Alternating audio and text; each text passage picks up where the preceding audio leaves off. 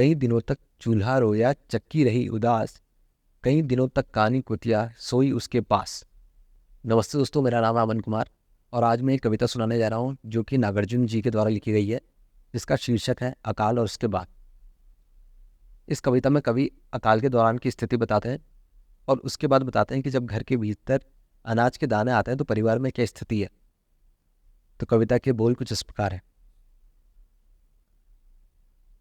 कई दिनों तक चूल्हा रोया चक्की रही उदास, कई दिनों तक चूल्हा रोया चक्की रही उदास, कई दिनों तक कानी कुतिया सोई उसके पास।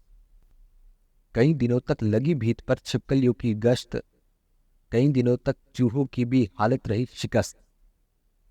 और उसके अगली लाइनों में कवि कहते हैं कि जब अकाल के दौरान अनाज के दाने घर के भीतर आते हैं तो परिवार में कैसा माहौल है, जो कि बहुत ही चंद लाइन है जिसको मैं बताता हूँ। दाने आए घर के भीतर कई दिनों के बाद, दाने आए घर के भीतर कई दिनों के बाद, धुआं उठा आंगन से ऊपर कई दिनों के बाद, चमक गई घर भर की आंखें कई दिनों के बाद, कौवे ने पाखें खुजलाई कई दिनों के बाद, कौवे ने पाखें खुजलाई कई दिनों के बाद। तो ये कविता थी। धन्यवाद।